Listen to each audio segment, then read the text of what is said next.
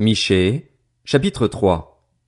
Je dis, écoutez, chefs de Jacob et princes de la communauté d'Israël, n'est-ce pas à vous de connaître le droit? Vous détestez le bien et vous aimez le mal. Vous arrachez leur peau et la chair qui couvre leurs os. Ils mangent la chair de mon peuple, lui arrachent la peau et lui brisent les os. Ils le mettent en pièces comme ce qu'on cuit dans un pot, comme de la viande dans une marmite. Alors ils crieront vers l'Éternel, mais il ne leur répondra pas.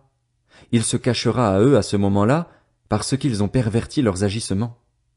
Voici ce que dit l'Éternel à propos des prophètes qui égarent mon peuple, qui annoncent la paix si leurs dents trouvent quelque chose à mordre et qui proclament la guerre si l'on ne met rien dans leur bouche. À cause de cela, la nuit tombera sur vous, et finit les visions. Ce seront les ténèbres, et finit les oracles. Le soleil se couchera sur ces prophètes, le jour s'obscurcira sur eux. Les voyants seront dans la honte, les devins rougiront, ils se couvriront tous la barbe, car Dieu ne répondra pas. Mais moi, je suis rempli de force, grâce à l'Esprit de l'Éternel, je suis rempli de justice et de courage pour faire connaître à Jacob sa révolte et à Israël son péché. Écoutez donc ceci, chefs de la famille de Jacob et princes de la communauté d'Israël, vous qui avez en horreur la justice et qui tordez tout ce qui est droit, vous qui construisez Sion avec le sang et Jérusalem avec le crime. Ces chefs jugent pour des cadeaux, ces prêtres enseignent pour un salaire, ces prophètes prédisent l'avenir pour de l'argent, et ils osent s'appuyer sur l'Éternel en disant « L'Éternel n'est-il pas au milieu de nous? Le malheur ne nous atteindra pas. » C'est pourquoi, à cause de vous, Sion sera labouré comme un champ, Jérusalem deviendra un tas de ruines, et le mont du temple une hauteur couverte de buissons. Michée, chapitre 4. Il arrivera, dans l'avenir, que la montagne de la maison de l'Éternel sera fondée au sommet des montagnes. Elle s'élèvera au-dessus des collines et des peuples y afflueront. Des nations s'y rendront en foule et diront « Venez, montons à la montagne de l'Éternel, à la maison du Dieu de Jacob. Il nous enseignera ses voies et nous marcherons dans ses sentiers. » En effet, c'est de Sion que sortira la loi, et de Jérusalem la parole de l'Éternel. Il sera le juge d'un grand nombre de peuples, l'arbitre de nations puissantes, lointaines.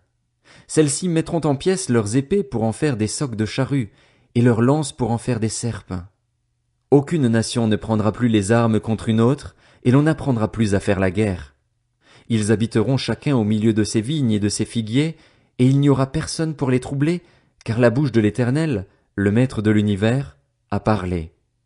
Tous les peuples marchent, chacun au nom de son Dieu, mais nous marcherons au nom de l'Éternel, notre Dieu, pour toujours et à perpétuité. Ce jour-là, déclare l'Éternel, je rassemblerai les boiteux, je réunirai ceux qui étaient chassés, ceux que j'avais maltraités. Des boiteux je ferai un reste, de ceux qui étaient chassés une nation puissante. L'Éternel régnera sur eux depuis le mont Sion, dès ce moment et pour toujours. Et toi, tour du troupeau, citadelle de Sion, à toi reviendra l'ancienne domination, la royauté qui appartenait à Jérusalem. Pourquoi maintenant pousses-tu des cris? N'as-tu pas de roi, plus de conseillers, pour que la douleur s'empare de toi comme d'une femme qui accouche? Fille de Sion, souffre et gémis comme une femme qui accouche, car maintenant tu sortiras de la ville, tu habiteras dans les champs et tu iras jusqu'à Babylone. Là tu seras délivré, c'est là que l'Éternel te libérera du pouvoir de tes ennemis. Maintenant de nombreuses nations se sont rassemblées contre toi. Qu'elles soient souillées, disent-elles, et que nos yeux contemplent la ruine de Sion. Mais elles ne connaissent pas les pensées de l'Éternel, elles ne comprennent pas son intention, elles ignorent qu'il les a rassemblées comme des gerbes dans l'air de battage. Fille de Sion, lève-toi et foule le grain.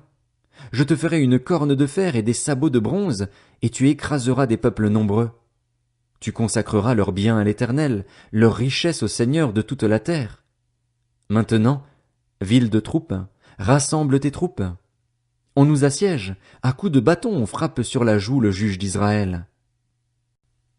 Michée, chapitre 5. Et toi, Bethléem Ephrata, qui est petite parmi les villes de Juda, de toi sortira pour moi celui qui dominera sur Israël et dont l'origine remonte loin dans le passé, à l'éternité. C'est pourquoi il livrera son peuple jusqu'au moment où accouchera celle qui doit accoucher, et le reste de ses frères reviendra auprès des Israélites. Il se présentera et les conduira avec la force de l'Éternel, avec la majesté du nom de l'Éternel, son Dieu, et ils auront une habitation assurée, car sa grandeur sera reconnue jusqu'aux extrémités de la terre. C'est lui qui ramènera la paix.